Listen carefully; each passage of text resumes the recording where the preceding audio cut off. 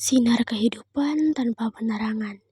Sebuah cerita pendek karya Fija Sadin dibacakan oleh penulis sendiri.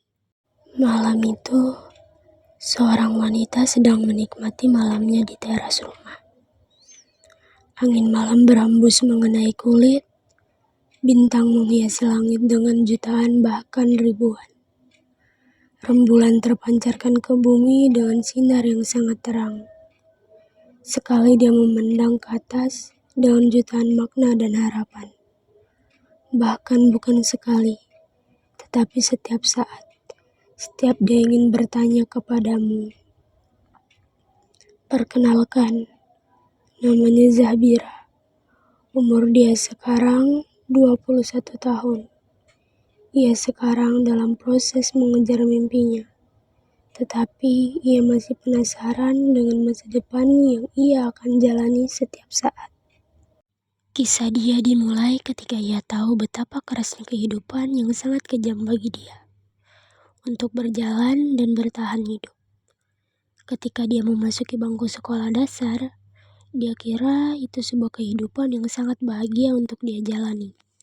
Dia pikir dia akan mempunyai banyak teman seperti yang pernah dia tonton di televisi kala itu. Dia juga pikir akan pintar seperti teman-temannya. Tetapi semua yang dihayalkan salah untuk berharap berlebihan. Dia sangat polos untuk mengerti tentang itu semua. Maklum, karena lingkungan sekitarnya melarang anak-anak untuk tahu hal yang mereka tidak tahu. Waktu demi waktu dia berubah menjadi seorang wanita yang sangat dibenci oleh teman-temannya. Entah apa yang ia perbuat sampai dia mendapatkan pembulian yang sangat keras dari teman-temannya. Dia juga tidak didukung oleh gurunya dalam mencapai materi yang sulit dimengerti untuk dirinya. Berjalannya waktu, dia sudah memasuki pembulian yang sangat tidak layak untuk ia jalani. Tetapi dia mempunyai harapan kepada seorang kakak yang bernama Samudra. Dan mempunyai adik yang bernama Sulis yang nasibnya kurang lebih dari dirinya sendiri. Mereka bertiga satu sekolah yang sama, tetapi memiliki nasib yang berbeda-beda.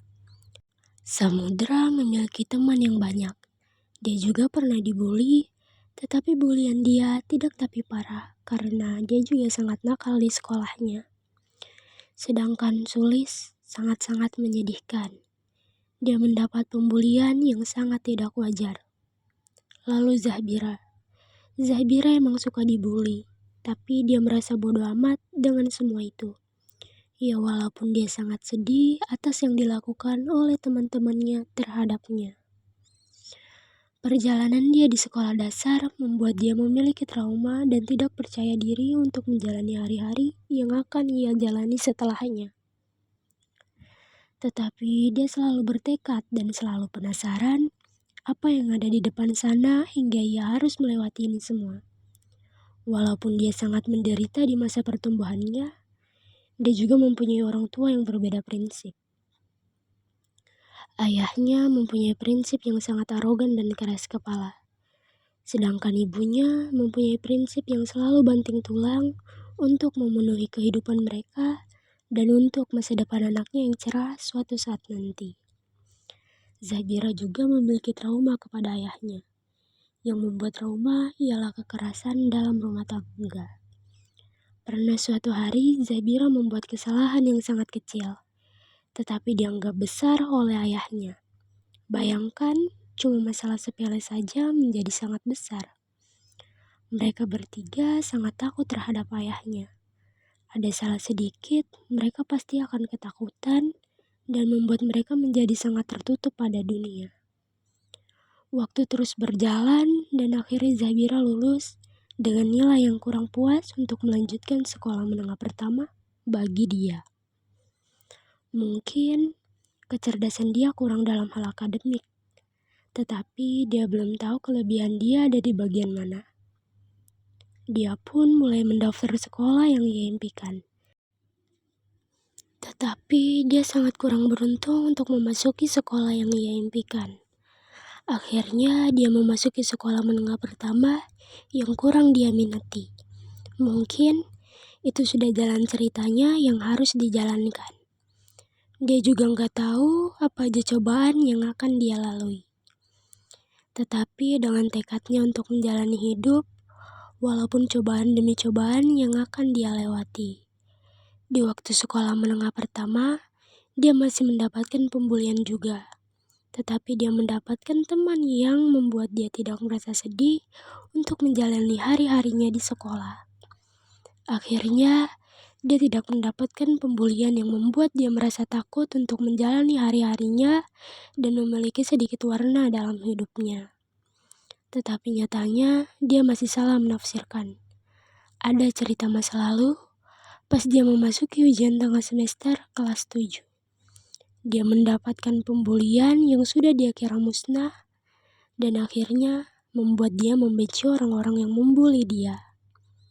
Dari kejadian itu, dia mulai untuk merubah dirinya yang dari kucel, jelek, bau, dan tidak masuk dalam kerapian menjadi lebih baik dari sebelumnya.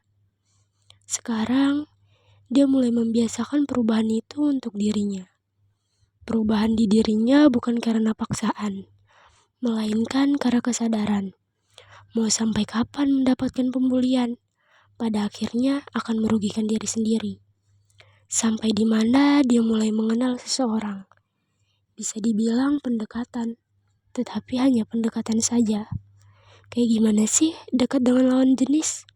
Apakah berbeda dengan cara berteman dengan pertemanan sesama perempuan?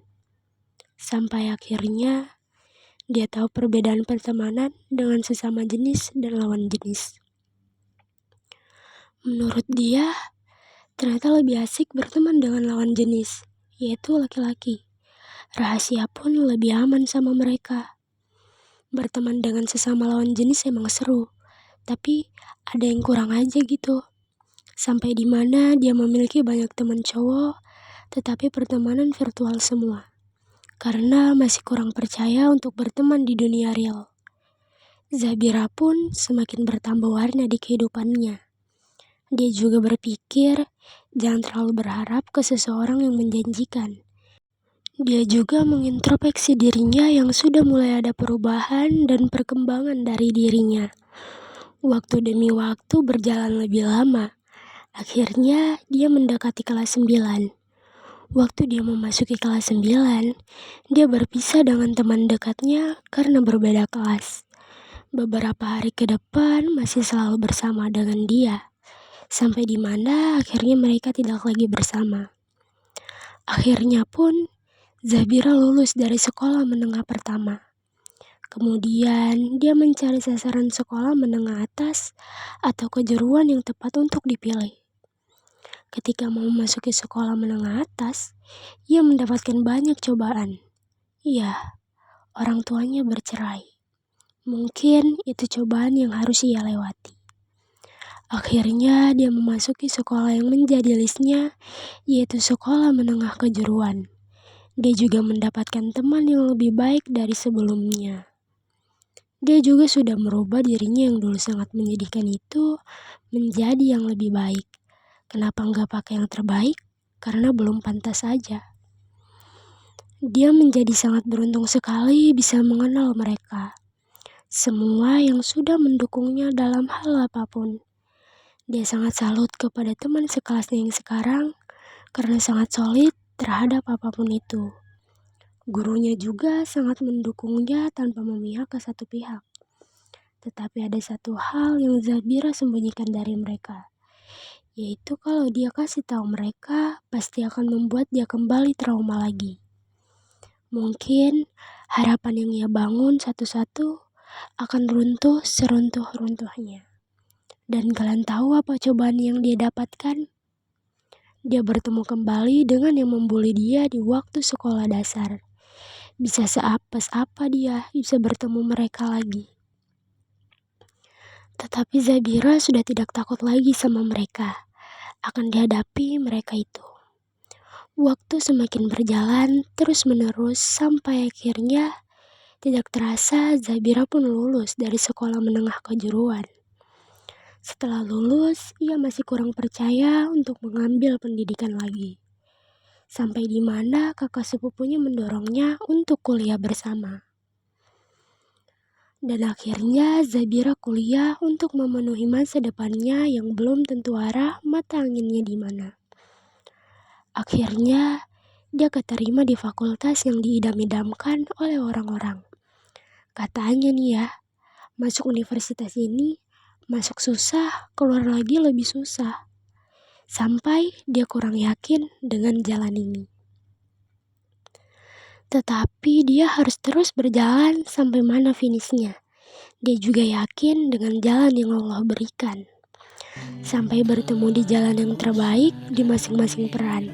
Dan jangan melupakan kedua orang tuamu yang sudah selalu mendukungmu dalam hal apapun itu. Walaupun mereka sudah berbeda arah dan tujuan, tetapi kita tujuan mereka. Dan sekarang Zabira terus berjalan untuk masa depan dan kehidupannya di masa yang akan datang. Jangan jadikan dirimu itu patokan untuk terus menjadi lebih baik. Tetapi jadikan dirimu itu sebagai kehidupan yang selalu kamu inginkan ke depannya bagaimana. Kamu juga harus ingat kalau dirimu juga butuh kasih sayang dari dirimu juga.